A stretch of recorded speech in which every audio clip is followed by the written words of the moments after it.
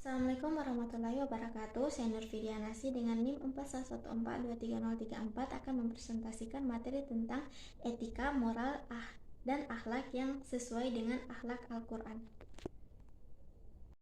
Oke, jadi materi pertama itu pengertian etika.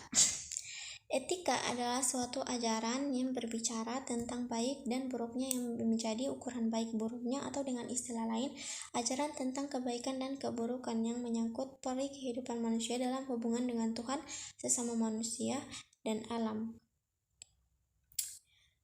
Etika bisa dibedakan menjadi dua, yaitu objektivisme dan subjektivisme.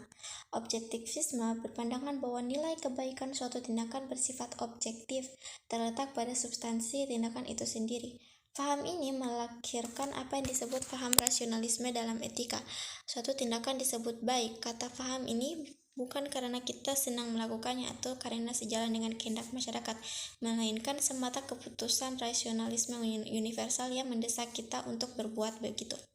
Yang kedua, subjektivisme. Berpandangan bahwa suatu tindakan disebut baik manakala sejalan dengan kehendak atau pertimbangan subjek tertentu. Subjek ini bisa saja berupa subjektivisme kolektif, yaitu masyarakat, atau bisa saja subjek Tuhan.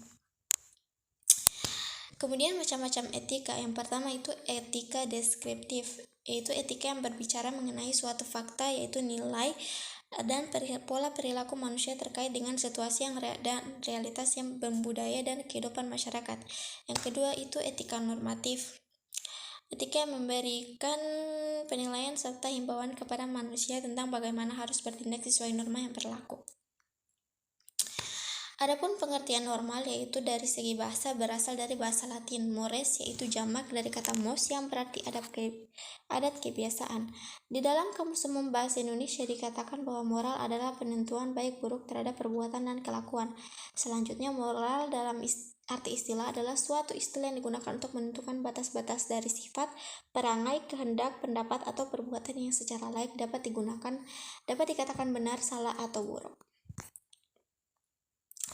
Sedangkan pengertian akhlak sendiri merupakan ilmu yang menentukan batas antara baik dan buruk, terpuji atau tercela menyangkut perilaku manusia yang meliputi perkataan, pikiran, dan perbuatan manusia lahir batin. Kesimpulannya adalah etika adalah ajaran yang berbicara tentang baik dan buruk dan menjadi ukuran dan baik dan buruknya akal, karena memang etika adalah bagian dari filsafat. Moral adalah ajaran baik dan buruknya ukurannya adalah tradisi yang berlaku di masyarakat. Akhlak dalam kebahasaan berarti budi pekerti, perangai, atau disebut juga sikap hidup yang berbicara tentang baik dan buruknya yang ukurannya adalah wahyu Tuhan. Aktualisasi akhlak adalah bagaimana seseorang dapat mengimplementasikan iman yang dimilikinya dan mengaplikasikan seluruh ajaran Islam dalam setiap langkah.